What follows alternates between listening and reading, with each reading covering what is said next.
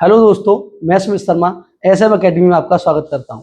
जैसे कि मैंने लास्ट वीडियो में कैलकुलस का जो एप्लीकेशन ऑफ डेरिवेटिव चल रहा था उसका इंक्रीजिंग डिक्रीजिंग तक कंप्लीट करा दिया है। अब जो है पहले मैं कैलकुलस पार्ट स्टार्ट किया था मैंने स्टार्टिंग से, अभी कैलकुलस में कुछ पार्ट भी रह गए, लेकिन अब मैं सेट थ्योरी स्टार्ट कर रहा हूँ। अभी हम प्योर मैथमेटिक्स के कुछ कंसेप्ट और भी पढ़ेंगे।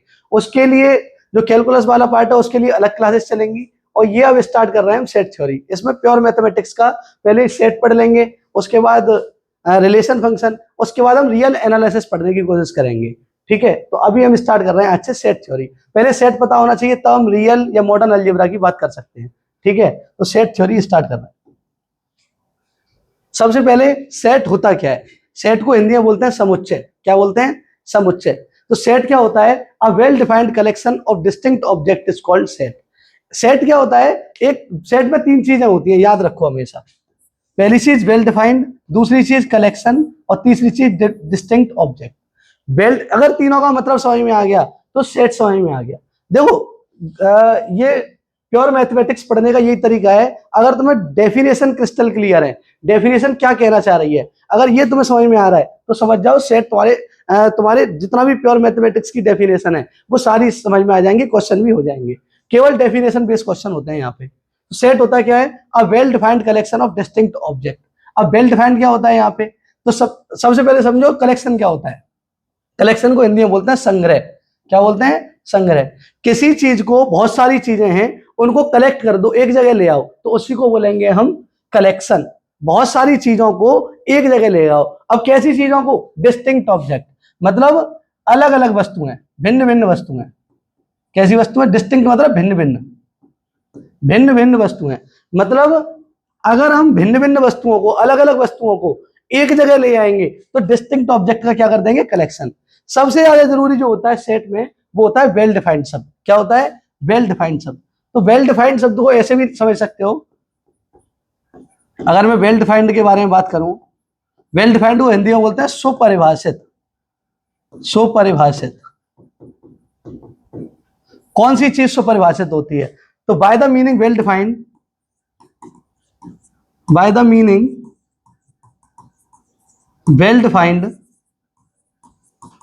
ये भी बात याद रखनी है। वेल डिफाइंड का मतलब क्या होता है? There is no confusion, there is no confusion regarding inclusion और exclusion of any element, of any element, element या ऑब्जेक्ट, या ऑब्जेक्ट एक ही बात है। क्या होता है वेल डिफाइंड का मतलब? वेल डिफाइंड का मतलब क्या होता है? There is no confusion, there is no confusion, हमें कंफ्यूजन नहीं होगी। किसके रिगार्डिंग? रिगार्डिंग इंक्लूजन और एक्सक्लूजन ऑफ एनी एलिमेंट। मतलब ऐसी चीज वेल डिफाइंड होती है कि हमें बिल्कुल कंफ्यूजन ना हो। हमें क्या ना हो? बिल्कुल कंफ्यूजन। किसके रिगार्डिंग? कि किसको इंक्लूड करना है और किसको एक्सक्लूड करना है, किसको रखना है अपने पास या किसको बाहर फेंकना है। जैसे कि फॉर एग्जाम्पल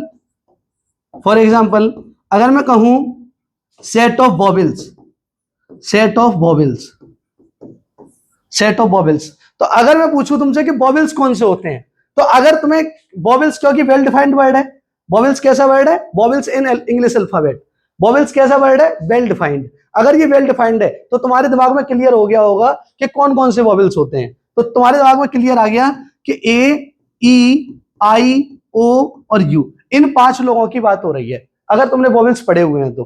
क्योंकि बॉबल्स कैसा था? वेल डिफाइंड वर्ड था। तो हमें बिल्कुल कंफ्यूजन नहीं हुई कि ए को लेना है कि नहीं लेना, बी को लेना है कि नहीं लेना। अगर मैं पूछूं क्या क्या बी आएगा हमारे बॉबल्स में, तो तुम कहोगे नहीं आएगा, नहीं आएगा। ठीक है, बी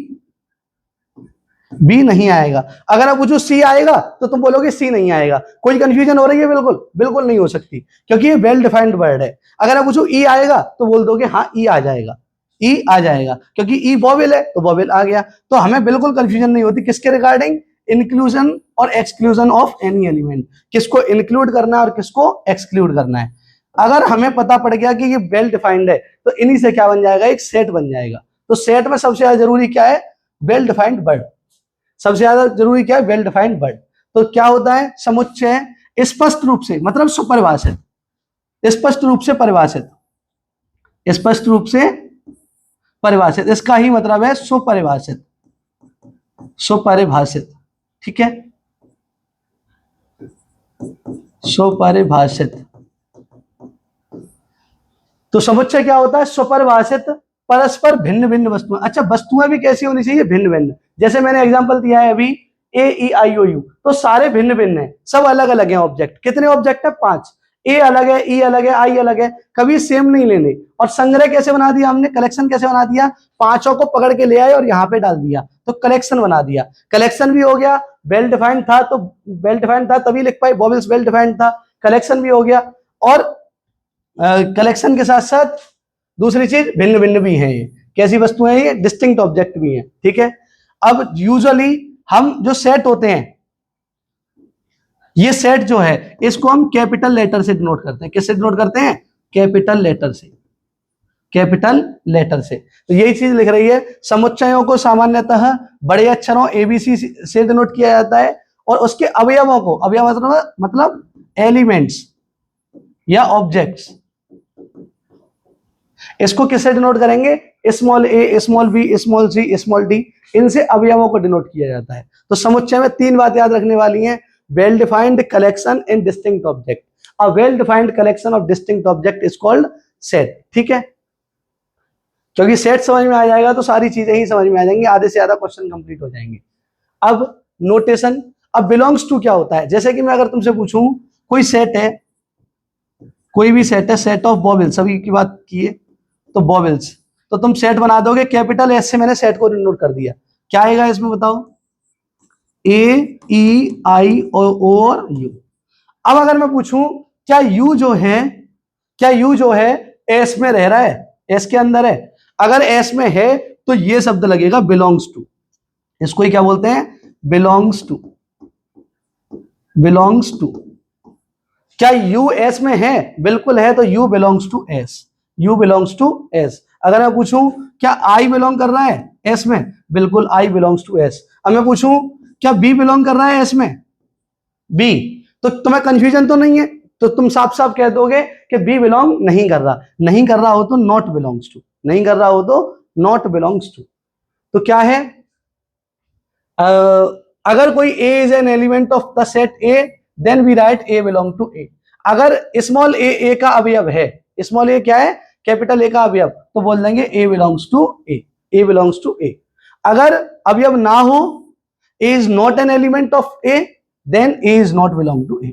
अगर यहां का एलिमेंट है तो बिलोंग बोलेंगे, अगर यहां का नहीं है तो बोलेंगे नॉट बिलोंग्स टू। यही बात लिखी हुई है बस, बिलोंग्स टू और नॉट बिलोंग्स टू क्या होता है, ठीक है।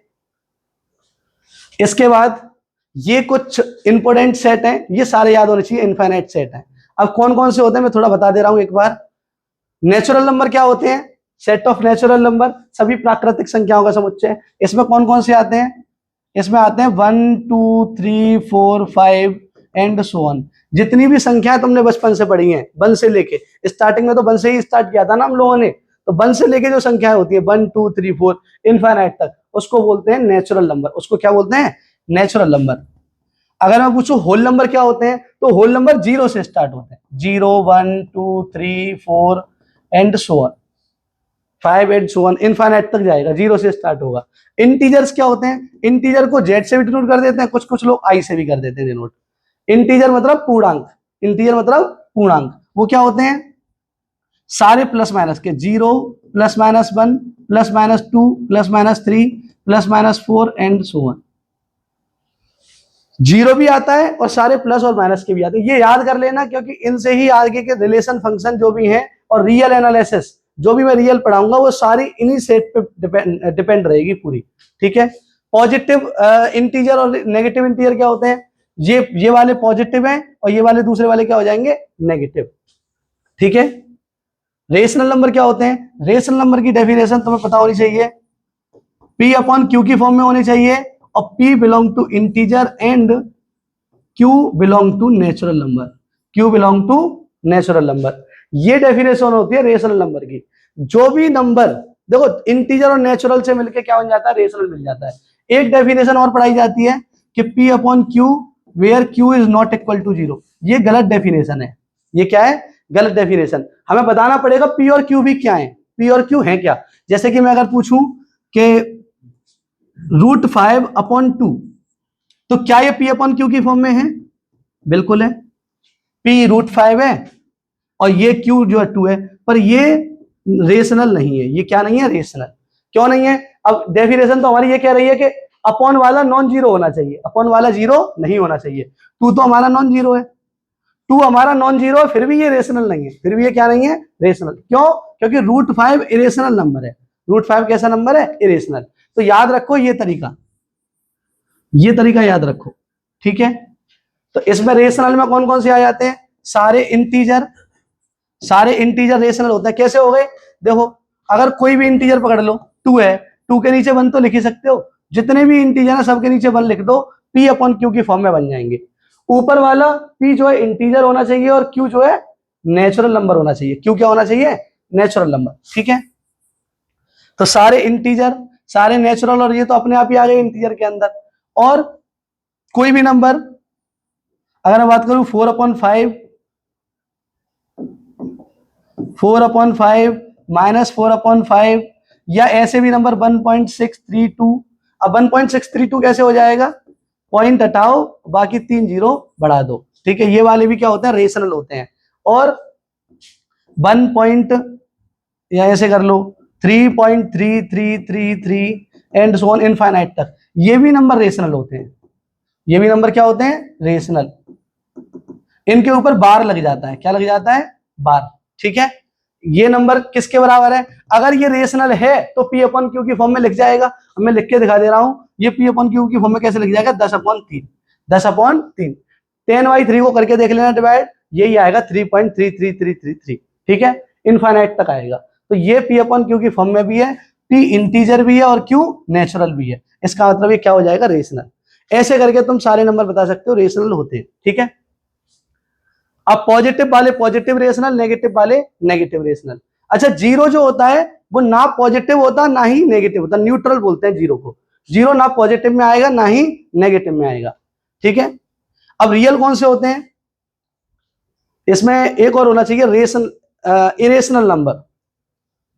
कौन से? Irrational number. Q complement, Q के ऊपर सी, इरेशनल नंबर्स, ठीक है। इरेशनल नंबर कौन से होते हैं? रियल में से, पूरे रियल में से रेशनल घटा दो। रियल में से कौन घटा दो? रेशनल। तो क्या बन जाएंगे? इरेशनल नंबर बन जाएंगे। उसे क्यू सी से नोट करेंगे। वो कौन से हैं? अगर मैं बात करूं √2, जो अंडर रूट से बाहर ना लिख रहे हैं, √3, √5, √7, √6, √8, √8 भी बाहर नहीं निकलता, √9 निकलता है, ठीक है। And so on. और ऐसे वाले 1.6, 3, 4, 5, 6, 7, 8, 2 एंड सो ऑन। कोई भी नंबर जो नॉन टर्मिनेटिंग और नॉन रिपीटिंग हो, रिपीट बार ना लग पाए जिनके ऊपर। और पाई हो गया, ई हो गया, ये नंबर क्या है? ये सारे क्या है? तुम्हारे इरेशनल नंबर है। रियल कौन से होते हैं? सारे रेशनल और सारे इरेशनल। सारे रेशनल उठा लो, सारे इरेशनल उठा लो, सबको मिला दोगे तो क्या बन जाएंगे? Real number. क्या बन जाएंगे? रियल। ये पॉजिटिव रियल और नेगेटिव रियल है। इसके बाद कॉम्प्लेक्स नंबर कौन से होते हैं? कॉम्प्लेक्स नंबर वो होते हैं जो a+ib की फॉर्म में लिख जाएं। कॉम्प्लेक्स नंबर देखो, जैसे हमने सेट में 3 चीजें याद करी हैं, well defined, collection and distinct object, ऐसे ही रेशनल में भी 3 चीज याद कर लो। पी अपॉन क्यू, ऊपर वाला इंटीजर और नीचे वाला नेचुरल नंबर। अगर ऐसा दिख जाए तो वो रेशनल बन जाएगा। लेकिन ऐसे ही कॉम्प्लेक्स में भी 3 चीजें, a+ib की फॉर्म हो और दूसरा ए और बी दोनों क्या हो? रियल हो। ए और बी दोनों क्या हो? रियल। तो उसको बोलेंगे हम कॉम्प्लेक्स नंबर का सेट। अब कैसे नंबर होते हैं कॉम्प्लेक्स? अगर मैं पूछूं 3 + 5i, तो देखो 3 क्या हो गया? ए हो गया, ये क्या हो गया? बी हो गया। तो a + bi आ गया। इसका मतलब ये, और दोनों रियल है, 3 भी रियल है और 5 भी रियल है, तो इसका मतलब ये कॉम्प्लेक्स हो गया। अगर मैं और पूछूं, अगर मैं कहूं अंडर रूट में -4,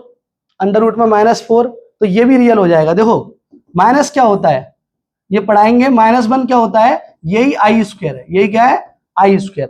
जब इसे अंडर रूट से बाहर निकालोगे तो 2i मिलेगा। क्या मिलेगा? 2i। और इसको लिख लोगे 0 + 2i। तो देखो ये ए हो गया और ये क्या हो गया बी। ए का मान 0 है, बी का मान 2 है। ए का मान 0 है, बी का मान क्या है 2। तो यहां से दोनों रियल भी है, दोनों क्या है ये रियल। तो ये भी क्या बन जाएगा कॉम्प्लेक्स नंबर। तो ये सारे कॉम्प्लेक्स नंबर होते हैं। अच्छा जितने भी रियल हैं ये वाले ये भी सब क्या होते हैं कॉम्प्लेक्स हो जाते हैं। कैसे? कोई भी नंबर लिख लो जो मन करे। 3 लिख लिया तो 3 में 0i जोड़ दोगे तो क्या बन गया ये कॉम्प्लेक्स ही बन गया। तो जितने भी नंबर हैं आज तक जितने भी तुमने दुनिया में नंबर पढ़े हैं सब में +0i जोड़ो और कॉम्प्लेक्स बना दो। तो जितने भी नंबर आज तक पढ़े हैं वो सारे क्या होते हैं कॉम्प्लेक्स। सारे रियल भी क्या होते हैं कॉम्प्लेक्स ही होते हैं, सारे रेशनल भी कॉम्प्लेक्स होते हैं। जितने भी पढ़े हैं वो सब क्या है कॉम्प्लेक्स। कॉम्प्लेक्स सबसे बड़ा सेट होता है, कॉम्प्लेक्स नंबर का सबसे क्या होता है सबसे बड़ा सेट। ठीक है, इसको याद कर लेना। अब method of describing a set, मतलब सेट को डिनोट करने के, मतलब डिनोट नहीं डिस्क्राइब करने के दो तरीके होते हैं। एक होता है रोस्टर फॉर्म और एक होती है सेट बिल्डर फॉर्म। एक होती है रोस्टर फॉर्म, एक होती है सेट बिल्डर फॉर्म। ठीक है, रोस्टर फॉर्म का दूसरा नाम लिस्टिंग मेथड भी होता है या टेबुलर फॉर्म भी होता है या सूचीबद्ध रूप भी होता है, सूचीबद्ध रूप। और इसको क्या बोलते हैं सेट बिल्डर फॉर्म को समुच्चय निर्माण रूप, समुच्चय निर्माण रूप। ठीक है, समुच्चय निर्माण रूप। अब ये मेथड कैसा होता है देखो, अगर हम कॉमा लगा लगा के सिंपल लिख रहे हैं तो वो रोस्टर रूप है। वो क्या है रोस्टर रूप। जैसे कि अगर मैं लिखूं ए कोई, अगर मैं लिखूं AEIO और U तो कॉमा लगा लगा के लिख दिया हमने नंबर्स को, इन सबको पांचों लोगों को कॉमा लगा लगा के सेपरेट कर दिया। तो ये रूप कैसा है रोस्टर रूप, रोस्टर रूप, रोस्टर फॉर्म है ये। अगर आप पूछो सेट बिल्डर फॉर्म क्या होती है तो इसी को लिखने का दूसरा तरीका, उसमें थोड़ा AEIOU नहीं आएंगे, इसके बारे में इंग्लिश में बोल दिया जाएगा या हिंदी में बोल दिया जाएगा। कैसे बोला जाएगा एक्स सच दैट, इसको बोलते हैं सच दैट, इसको क्या बोलते हैं सच दैट, सच दैट, इस प्रकार। तो कैसे पढ़ेंगे हम एक्स इस प्रकार है कि x is a bauble, x is a bauble. मतलब एक्स के बारे में हम डिफाइन कर देंगे, ये एक्स लिख देंगे और बता देंगे एक्स क्या है एक बॉबिल है। अब जो जो बॉबिल होते हैं वो सारे एक्स की जगह आ जाएंगे। कौन कौन से बॉबिल होते हैं, ए आएगा तो ए आ जाएगा, फिर ई, फिर आई, फिर ओ, फिर यू। तो ये हो गई सेट बिल्डर रोस्टर रूप और ये हो गया सेट बिल्डर फॉर्म समुच्चय निर्माण रूप, समुच्चय सेट बिल्डर फॉर्म समुच्चय निर्माण रूप। ठीक है, ऐसे करके हम दोनों मेथड को पढ़ सकते हैं। इसमें हम ज्यादातर डेफिनेशन देते हैं, इस मेथड में ज्यादातर हम क्या देंगे डेफिनेशन। आगे जब पढ़ेंगे हम डेफिनेशन तो सेट बिल्डर रूप में ही दी जाती है। ठीक है, अब कुछ टाइप्स ऑफ सेट हैं। ठीक है, अगर किसी ने 11th का है, वैसे तो ये सब पोर्शन अगर किसी ने 11th पढ़ नहीं रखी है उसके लिए ज्यादा, तो लेकिन जिसने पढ़ रखी है उसके लिए सब चीज इजी है, बहुत इजी चीजें हैं ये। ठीक है, तो टाइप्स ऑफ सेट, सेट के टाइप्स क्या क्या होते हैं तो वो हमें पढ़ने हैं। सबसे पहले होता है एम्प्टी सेट या नल एंड वॉइड सेट। कुछ भी बोल सकते हो, एम्प्टी सेट बोल सकते हो, नल सेट बोल सकते हो या वॉइड सेट, सबका मतलब एक ही है। और हिंदी में क्या बोलते हैं इसको रिक्त समुच्चय। क्या बोलते हैं रिक्त समुच्चय। इसका एक एक एग्जांपल देके चलेंगे। रिक्त समुच्चय क्या होता है, a set containing no element, नाम से ही समझ में आ रहा है ऐसा सेट जिसमें एक भी अवयव ना हो। कंटेनिंग नो एलिमेंट, ऐसा सेट जिसमें एक भी अवयव ना हो, उसी को बोलेंगे एम्प्टी सेट। उसी को क्या बोलेंगे एम्प्टी सेट, मतलब खाली सेट हो, बिल्कुल क्या हो खाली। It is denoted by phi और खाली सेट। मतलब अगर कहीं फाई दिख जाए, अगर कहीं फाई दिख जाए तो वो भी एम्प्टी है, या खाली सेट दिख जाए इसके अंदर कुछ ना हो तो ये भी क्या है एम्प्टी सेट है। एग्जांपल अगर मैं बताऊं तो इसका एग्जांपल बताओ, कुछ भी लिखूं, सेट बिल्डर फॉर्म लिख रहा हूं मैं, क्या लिख रहा हूं सेट बिल्डर फॉर्म, तुम दिमाग लगाना बस।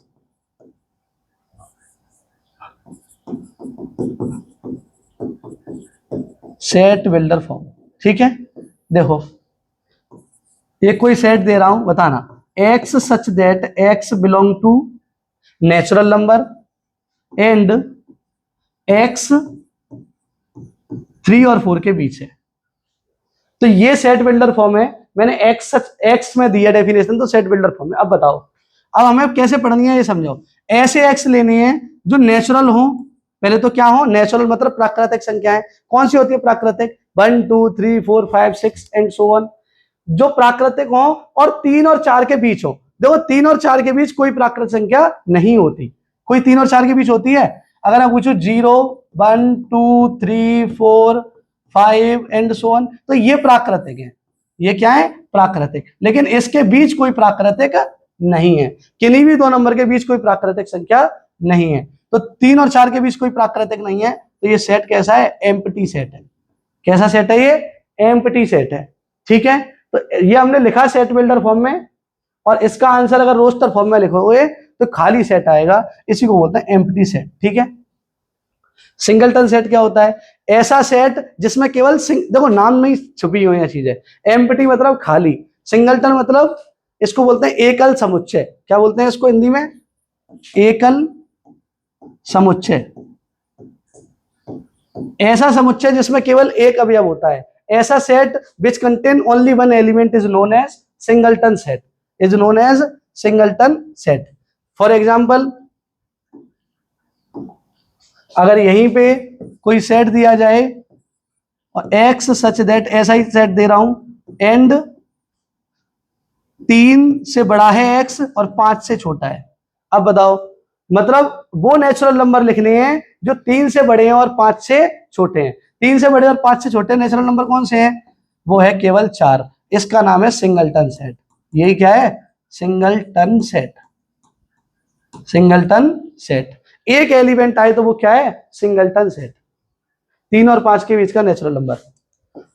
फाइनाइट सेट क्या होता है? ऐसा सेट जिसमें एलिमेंट्स को गिन पाए। अ सेट, और जो एम्प्टी हो, एम्प्टी भी फाइनाइट में ही आता है। एम्प्टी भी किसमें आता है? Finite set. ठीक है, a set containing finite number of element और नो एलिमेंट, और नो एलिमेंट। ऐसा सेट जो किसको कंटेन करे? या तो फाइनाइट नंबर एलिमेंट को, या जिसमें एलिमेंट ही ना हो, मतलब गिनती के अवयव होने चाहिए। इसको बोलते हैं परिमित समुच्चय। परिमित समुच्चय, तो ऐसा समुच्चय जिसमें या तो कुछ ना आए, या आए तो फाइनाइट नंबर ऑफ एलिमेंट आए, मतलब गिन पाए उनको हम। जैसे कि यही वाला, ये फाइनाइट सेट है। एम्प्टी तो फाइनाइट होता ही है, एम्प्टी फाइनाइट है, ये भी फाइनाइट है। कितने लोग हैं इसमें? केवल एक। अगर हम गिन पाए तो फाइनाइट, जैसे कि सेट ऑफ बॉबिल्स, ये भी कैसा है? फाइनाइट। क्यों फाइनाइट? क्योंकि 5 लोग हैं, गिन पा रहे हैं। अगर आप पूछो natural number 1 2 3 4 and so on, natural number, ये इनफाइनाइट है। ये कैसे हैं? इनफाइनाइट। तो इसको बोलते हैं इनफाइनाइट सेट। इनफाइनाइट सेट, ये कैसा सेट है? Infinite set. लेकिन देखो एक चीज और समझा दे रहा हूं अभी, इनफाइनाइट का मतलब ये नहीं होता कि अनकाउंटेबल सेट है। ये इनफाइनाइट और अनकाउंटेबल में अंतर है। ये सेट काउंटेबल सेट है। जब काउंटेबल की डेफिनेशन बताऊंगा तब बताऊंगा natural number is a countable set, countably infinite set. Natural number भी काउंटेबल है, इंटीजर भी काउंटेबल है, यहां तक कि रेशनल नंबर भी काउंटेबल सेट है। तो ये मत सोचना कि इनफाइनाइट सेट हो गया तो वो अनकाउंटेबल हो गया। इनफाइनाइट सेट भी काउंटेबल होते हैं, और उसका नाम होता है काउंटेबली इनफाइनाइट सेट। उनका नाम क्या होता है? Countably infinite set. Natural number भले ही इनफाइनाइट है, सेट इनफाइनाइट है, लेकिन काउंटेबल सेट है। कैसा सेट है? काउंटेबल। जब काउंटेबल की डेफिनेशन बताएंगे, रियल में बताएंगे वो चीज। और ये काउंटेबल कब प्रूफ कर पाएंगे? जब फंक्शंस को पढ़ा देंगे, 1 1 on 2 वगैरह फंक्शंस को जब उनको बता देंगे तो बता देंगे ये भी कैसा सेट है? काउंटेबल सेट है। ठीक है, तो कार्डिनल नंबर क्या होते हैं?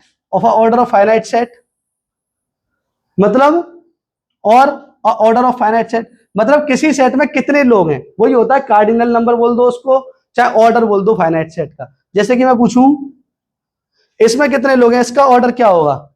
Number of element. एक तरह से कितने लोग हैं इसमें? एन सी मतलब नंबर ऑफ एलिमेंट इन सी। कितने हैं? 5। कितने लोग हैं? 5। तो इसका कार्डिनल नंबर क्या हो गया? 5 हो गया। कितने एलिमेंट है इसमें? ऑर्डर क्या हो गया इसका? 5। गिन के बता दो, उसी को बोलते हैं कि कार्डिनल नंबर। मतलब the number of elements in the given finite set is called cardinal number। उसको ही क्या बोलते हैं हम, कार्डिनल नंबर। ठीक है, कितने लोग हैं उसमें, उसी को बोलेंगे कार्डिनल नंबर। ठीक है, इनफाइनाइट सेट बता ही दिया, ऐसा सेट जो फाइनाइट ना हो, जिसमें फाइनाइट नंबर ऑफ एलिमेंट ना हो। With a set which containing infinite number of element is known as infinite set. जिसमें इनफाइनाइट नंबर ऑफ एलिमेंट हो उसको ही हम बोलते हैं इनफाइनाइट सेट। इनफाइनाइट सेट का मैं बार बार बता रहा हूं, इसका मतलब बिल्कुल नहीं है कि अनकाउंटेबल सेट होते हैं।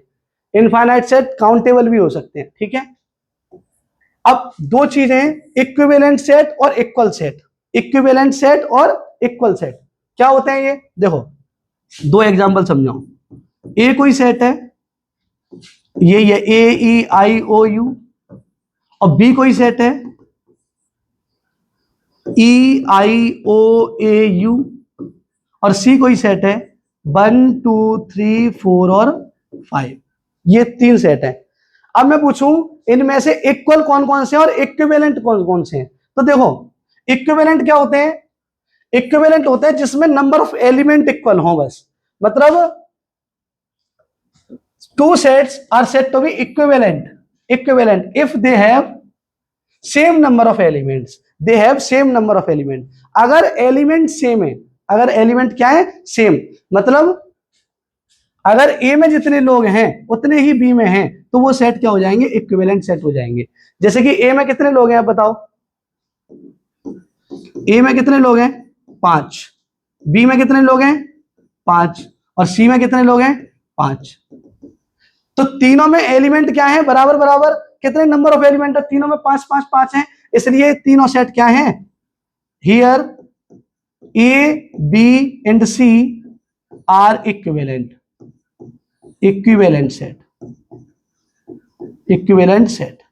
अगर ए बी सी में नंबर ऑफ एलिमेंट बराबर बराबर है तो ये तीनों सेट कैसे हैं, इक्विवेलेंट सेट। लेकिन इक्विवेलेंट सेट जो होते हैं वो इक्वल सेट नहीं हो सकते। ठीक है, इक्विवेलेंट सेट का मतलब बिल्कुल नहीं होता कि इक्विवेलेंट सेट का बिल्कुल मतलब नहीं होता कि वो इक्वल भी हैं।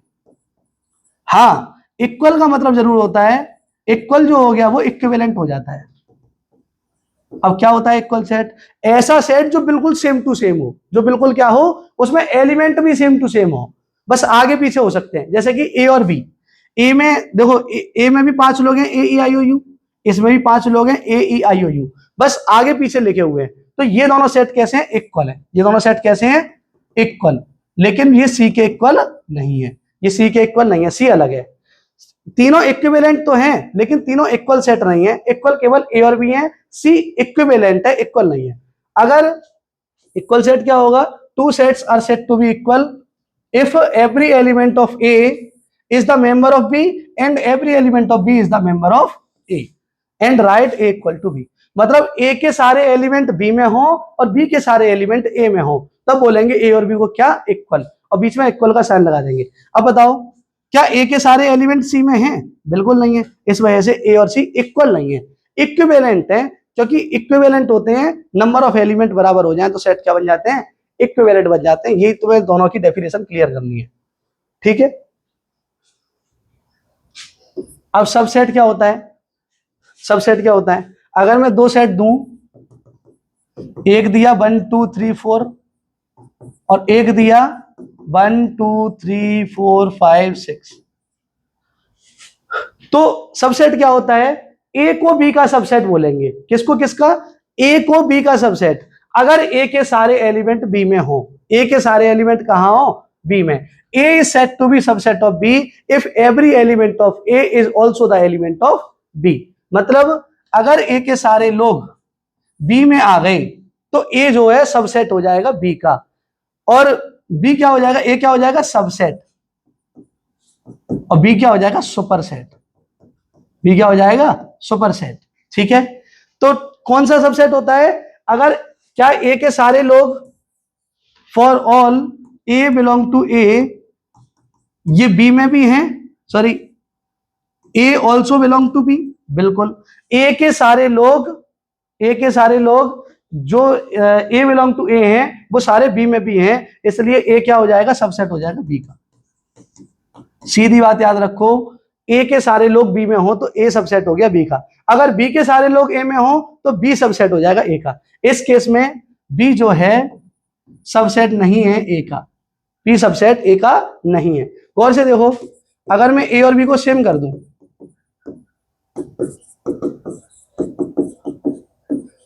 क्या ए के सारे लोग बी में हैं? तो बिल्कुल हैं। क्या ए के सारे लोग बी में भी हैं? बिल्कुल है। तो ए सबसेट बी बन गया। क्या बी के सारे लोग ए में हैं? बिल्कुल है। बी के सारे लोग ए में हैं, तो बी भी सबसेट किसका बन गया? ए का। अगर ऐसा केस बन जाए तो इसी को बोलते हैं ए इक्वल टू बी। इक्वल की डेफिनेशन ये भी होती है, और ये लिखी भी यही लिख रखी है, if every element of A is if every element of A is also the element of B, and if every element of B is also the element of A, then these sets are called equal set. These sets are called equal set. ठीक है, equal set कौन से होते हैं? अगर A के सारे लोग B में हों और B के सारे लोग भी A में हों, तो वो दोनों सेट क्या हो जाएंगे? इक्वल हो जाएंगे। तो एक डेफिनेशन ये भी होती है, अगर A B का सबसेट है और B A का सबसेट है, तो A और B क्या होंगे? इक्वल होंगे। A और B क्या होंगे? इक्वल। यही प्रूफ करना होता है। तो बताओ, सबसेट और सुपरसेट बता दिया मैंने। ए और बी दो सेट हैं। If every element of A is an element of B, अगर ए के सारे लोग बी के भी एलिमेंट हों, तो इस केस में बोलेंगे ए जो है किसका सबसेट है? बी का। ए जो है किसका सबसेट है? बी का। इससे डिनोट करते हैं, ये सबसेट का साइन है। ठीक है, then A is called subset of B and B is called superset of A. B को क्या बोलेंगे? बी को बोलेंगे सुपरसेट। बड़ा वाला सुपर होता है सुपरसेट ऑफ ए, और इसको बोलेंगे subset of B. Subset of B, ये बी का सबसेट है, वो ए का सुपरसेट है। ठीक है, एंड रिटन एज ये। ठीक है, या ये भी लिख सकते हैं, जो बड़ा होगा उधर की तरफ मुंह खुलेगा। सिंपल याद रखो, जो बड़ा होगा उधर की तरफ क्या बोलेगा? मुंह। अब पावर सेट क्या होता है? पावर सेट क्या होता है? अगर मैं तुमसे कहूं, देखो सबसेट बनाऊं, इसी में समझो। अगर मैं तुमसे बोलूं, अगर मैं कोई एक सेट दे दूं 1 2 3, ठीक है, अब मैं इसके सबसेट बनाऊं, इसके क्या बनाऊं? सबसेट। तो देखना है इसके सबसेट कौन कौन से हैं। पहला, क्या 1 इसका सबसेट है? क्या 1 इसमें है? ये वाला 1 इसमें है, बिल्कुल है, तो 1 इसका सबसेट है। अगर मैं पूछूं 2, अकेला 2 भी इसका सबसेट है। सबसेट की ये तो डेफिनेशन है, ये वाले एलिमेंट इसमें होने चाहिए, तो ये 2 भी इसका सबसेट हो जाएगा। 3 भी हो जाएगा, 1 2 भी हो जाएगा, 1 3 भी हो जाएगा, और 2 3 भी हो जाएगा, और 1 2 3 भी हो जाएगा। देखो, हर एक सेट अपने आप का भी सबसेट होता है। खुद सोचो, क्या ए जो है ए का सबसेट नहीं हो सकता?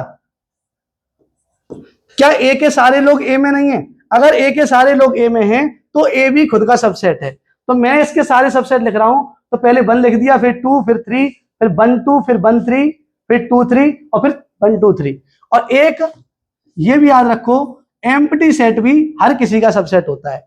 एम्प्टी सेट क्या होता है? खाली।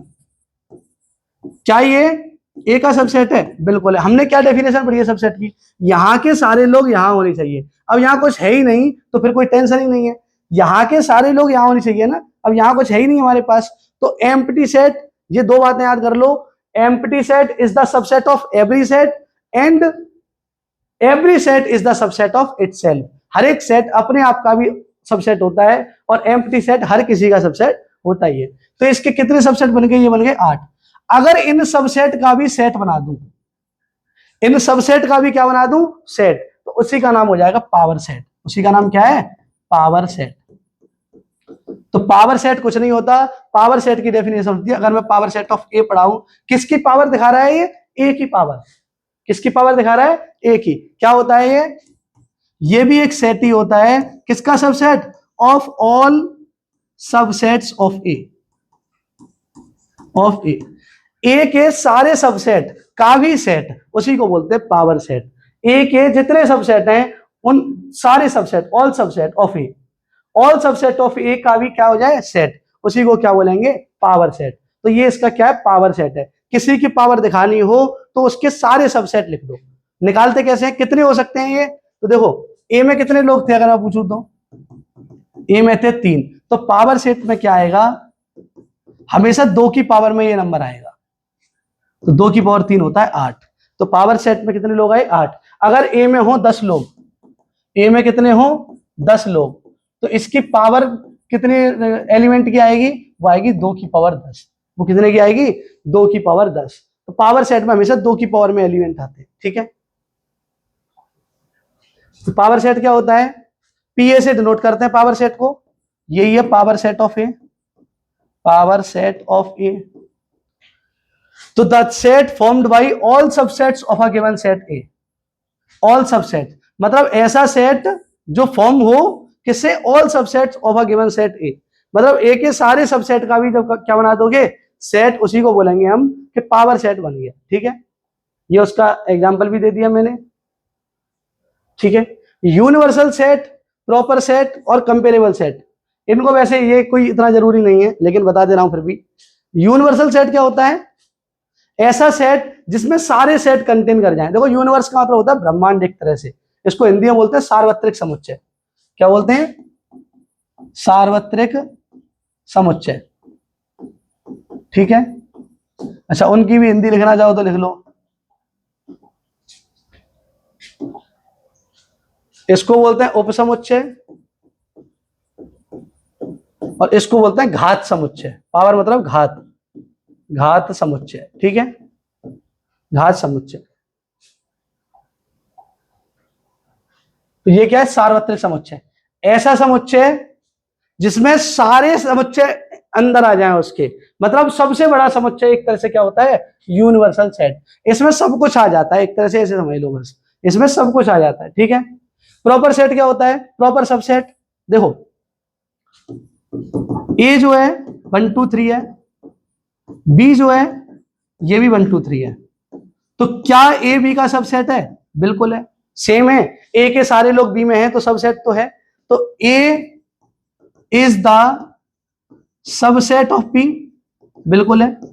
But A is not the proper subset of B, proper subset of B. ये सबसेट तो है लेकिन प्रॉपर सबसेट नहीं है। प्रॉपर सबसेट कब बनेगा? जब इक्वल का चिन्ह हट जाएगा। क्या हट जाएगा? इक्वल का चिन्ह। प्रॉपर सबसेट का मतलब होता है प्रॉपरली कंटेन होना चाहिए। ए को अगर बी प्रॉपरली कंटेन करे, प्रॉपरली कंटेन मतलब इक्वल नहीं होना चाहिए। अगर मैं ए में, अगर ए में केवल 2 लोग हैं, अगर ए में केवल 2 लोग हैं और बी में 3 लोग हैं, अब ए जो है बी के अंदर प्रॉपरली है। ए जो है बी के अंदर क्या है? प्रॉपरली है। इस केस में बोलेंगे हम कि ए जो है प्रॉपर सबसेट है बी का, प्रॉपर सबसेट है बी का, subset of B. Proper subset वो होता है जिसमें इक्वल वाला केस ना आए, ठीक है। A subset of B, A B का सबसेट तो होना चाहिए, बस ए और बी क्या नहीं होने चाहिए? इक्वल नहीं होने चाहिए। ऐसे केस में क्या होता है? A is called the proper subset of B and we write A is the subset of B. अगर हमने ऐसे लिखा, इक्वल लगाया, तो ये प्रॉपर नहीं है, ये प्रॉपर नहीं है। इक्वल वाला केस हटा दोगे तो प्रॉपर बन जाएगा, ठीक है। इक्वल वाला केस हटा दोगे, अब ये प्रॉपर सेट बन गया, ठीक है। कंपेरेबल सेट कौन से होते हैं? तो 2 सेट ए और बी को कंपेरेबल कब बोलेंगे? यदि ए सबसेट हो बी का या बी सबसेट हो ए का। अगर ए और बी में दो सेट हैं, अगर ए या तो बी का सबसेट हो या बी ए का सबसेट हो, तो उनको बोलते हैं कंपेरेबल सेट। उनको क्या बोलते हैं? Comparable set. और नॉन कंपेरेबल सेट कौन से बोलेंगे? ऐसे सेट जो ना तो ए बी का सबसेट हो ना बी ए का सबसेट हो, उसको बोलेंगे नॉन कंपेरेबल सेट। एग्जांपल बता रहा हूं, देखो ए कोई सेट है 1 2 3, ठीक है, और बी है 1 2 3 4 कुछ भी 5, ठीक है, और सी है 6 7 8, 6 7 8। अगर मैं पूछूं ए और बी में क्या रिलेशन है, तो ए और बी क्या है? कंपेरेबल सेट है। A and B are comparable set, comparable set, sets. क्यों? क्योंकि ए सबसेट है बी का, क्योंकि ए किसका सबसेट है? बी का। अगर ए बी का सबसेट हो चाहे बी ए का सबसेट हो, तो दोनों कंपेरेबल सेट बन जाते हैं। लेकिन ए और सी कंपेरेबल नहीं है, ना तो neither A subset B, sorry A subset C, ना तो ए सी का सबसेट है, neither A is the subset of C nor C is the subset of A. ना तो ए सी का सबसेट है और ना सी ए का सबसेट है, इस वजह से ए और सी क्या नहीं है, कंपेरेबल सेट नहीं है। ठीक है, नॉन कंपेरेबल सेट है। इस केस में अगर ए और B neither A subset B और नॉर बी सबसेट ए, तो ऐसे सेट क्या हो जाएंगे, नॉन कंपेरेबल सेट्स। ठीक है, ठीक है। डिसजॉइंट सेट क्या होते हैं, दो सेट जिनमें एक भी एलिमेंट कॉमन ना हो। इंटरसेक्शन अभी पढ़ाऊंगा आगे। इंटरसेक्शन का मतलब होता है कॉमन लोग, जैसे कि ए और सी। ए और सी में अगर मैं पूछूं क्या कोई एलिमेंट कॉमन है, ए में 1 2 3 और इसमें 6 7 8, ना ये 1 2 3 इसमें है नहीं है, 6 7 8 इसमें है नहीं है, एक भी कॉमन नहीं है, तो इनका इंटरसेक्शन क्या हो जाएगा, खाली सेट। और ऐसे सेट को बोलते हैं डिसजॉइंट सेट्स। तो इसमें कौन कौन से डिसजॉइंट हैं, इसी वाले एग्जांपल में इसमें A and C are disjoint set, disjoint sets. ठीक है, ए और सी क्या है, आपस में डिसजॉइंट सेट है। ठीक है, ऐसे सेट डिसजॉइंट होते हैं, और जो ए या ए बी के अंदर आ जाए, बी ए के अंदर आ जाए, वो डिसजॉइंट नहीं होते। ठीक है, अब इंटरवल्स क्या होते हैं, intervals as subset of real number. ये और पढ़ लो। देखो, अगर मैं पूछूं कोई सेट दे दूं x such that x belong to real number and x जो है 1 से बड़ा है और 4 से छोटा है, 4 से छोटा है, तो बताओ यहां क्या दे दिया मैंने, रियल नंबर। अगर मैं यहां नेचुरल दे देता, देखो अगर मैं यहां रियल की जगह नेचुरल कर दूं, नेचुरल कर दूं, तो नेचुरल करोगे तो बताओ 1 से बड़े और 4 से छोटे, 1 या 1 से बड़े और 4 से छोटे नेचुरल नंबर कौन से होते हैं, वो होते हैं 1 2 3 और 3 4 नहीं आएगा, क्योंकि 4 पे इक्वल नहीं है, 4 पे क्या नहीं है, इक्वल। तो 1 या 1 से बड़े और 4 से छोटे नेचुरल कौन से हैं, वो हैं केवल 3 लोग, 1 2 और 3। लेकिन अगर मैं पूछूं मुझे रियल नंबर बताओ, रियल बताओ, तो 1 तो बता दोगे 1, लेकिन 1 के बाद का रियल नंबर नहीं बता पाओगे। अगर तुमने बताया 1.1, तो 1.1 और 1 के बीच बहुत सारे नंबर है, मैं कह दूंगा 1.01 1.001, तो 1 के बाद का रियल नंबर बताना इम्पॉसिबल है। कोई नंबर, कोई रियल नंबर 1 के बाद दूसरा नहीं बता सकता। नेचुरल बता सकते हो, 1 के बाद 2 आता है, रियल कभी नहीं बता सकते। ठीक है, तो रियल नहीं बता पाएंगे, तो ऐसे केस में क्या बनता है, इंटरवल बनता है रियल वाले केस में। इस केस में क्या बनेगा, इंटरवल। तो देखो इक्वल लग रहा है, इक्वल पे क्लोज्ड आएगा, ऐसा ब्रैकेट आएगा, और यहाँ इक्वल नहीं है तो यहाँ ओपन ब्रैकेट आएगा। यहाँ पे क्या आएगा, ओपन ब्रैकेट। इक्वल का मतलब होता है क्लोज्ड ब्रैकेट, और बिना इक्वल का मतलब होता है ओपन ब्रैकेट। ये ओपन होता है, तो यहाँ लिख देना 1 से 4, सिंपल आंसर आ जाएगा। तो अगर मैं पूछूं कोई भी set x belong to real number and x की वैल्यू मेरी a से बड़ी है और b से छोटी है, तो देखो जैसे ही तुम्हें रियल नंबर दिखे तो समझ जाना इंटरवल बनेगा। क्या बनेगा वहां, इंटरवल। और इक्वल लग रहा है, इक्वल का मतलब है क्लोज ब्रैकेट a, और यहां भी इक्वल है, क्लोज ब्रैकेट b, यहां भी इक्वल है तो क्लोज ब्रैकेट b। इसी को बोलते हैं closed interval, closed interval. Hindi में बोलते हैं बंद अंतराल, हिंदी में क्या बोलते हैं, बंद अंतराल, हिंदी में बोलते हैं बंद अंतराल। अगर मैं दूसरा दूं x such that x belong to real number and a से बड़ा है x और b से छोटा है, ठीक है, यह दोनों पे ही इक्वल नहीं लगा रहा, बताओ। इस केस में देखो a पर भी इक्वल नहीं है और b पर भी इक्वल नहीं है, इसका मतलब छोटे वाले ब्रैकेट लगाएंगे, इसको बोलते हैं ओपन इंटरवल। इसको क्या बोलते हैं, ओपन इंटरवल। इंटरवल कब बनेंगे, जब x बिलोंग टू रियल होगा। क्लियर कर लो अपने दिमाग में, ठीक है, इंटरवल्स। ठीक है, इसको बोलते हैं खुला अंतराल,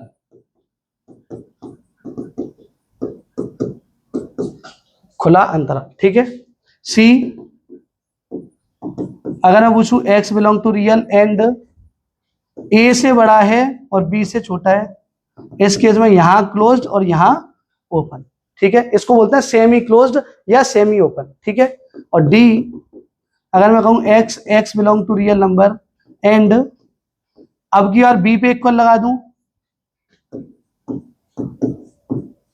इस केस में क्या बनेगा, ए कॉमा बी ऐसे करके, ठीक है। तो ये 4 टाइप के हो सकते हैं, इनका नाम होता है सेमी ओपन या सेमी क्लोज्ड, सेमी ओपन या सेमी क्लोज्ड, ठीक है। ये आधे बंद होते हैं आधे खुले होते हैं, ठीक है। तो तुम बता सकते हो इसका मतलब क्या है, ए कॉमा बी का x such that x belong to real number और a से बड़ा है और b से छोटा है, ठीक है। इसका मतलब क्या होगा, सेमी क्लोज्ड का या सेमी ओपन, इनका नाम क्या होता है बताओ, पहले इसका बताओ। दोनों पे ऐसा ब्रैकेट है बड़ा वाला, तो इसका मतलब ये इक्वल लगेगा, क्या लगेगा, इक्वल। इसमें क्या होगा, ऐसे यहाँ पे छोटा है यहाँ पे बड़ा है ब्रैकेट, तो इसमें क्या होगा, ए पे जहां छोटा ब्रैकेट होगा वहां पे इक्वल नहीं आएगा, जहां बड़ा ब्रैकेट होगा वहां पे क्या आएगा, इक्वल, ठीक है। सेम ये है, सेम क्या है ये। तो आज की वीडियो में मैं यहीं तक करा रहा हूं, अभी मैं नेक्स्ट वीडियो एक और छोटी सी वीडियो बनेगी, उसमें ये सारा कंसेप्ट होगा। देखो अब जिसने पढ़ रखा है ये सेट थ्योरी, वो तो केवल क्वेश्चन भी प्रैक्टिस करेगा, लेकिन जो बिल्कुल नया है, अभी नए बच्चे भी आने वाले हैं, नए टीचर जो अभी बीएड करके आए वो भी फॉर्म भरेंगे, तो उन लोगों के लिए सब चीज नहीं होने वाली है। तो मैं लेके सब चीज आया हूं, और जिसने पढ़ रखा है वो थोड़ा जल्दी जल्दी पढ़ लेगा, और जिसने नहीं पढ़ रखा उसके लिए पूरे नोट्स हैं, सब कुछ कवर कर रहा हूं, कुछ सेट थ्योरी में एक अक्षर भी नहीं छोड़ रहा, ठीक है। थोड़ा टाइम तो लग रहा है लेकिन पूरा कंसेप्ट कर रहे हैं। अभी हम सेकंड पार्ट और लेके आएंगे, तब पूरा कंसेप्ट पूरा करेंगे, ठीक है। आज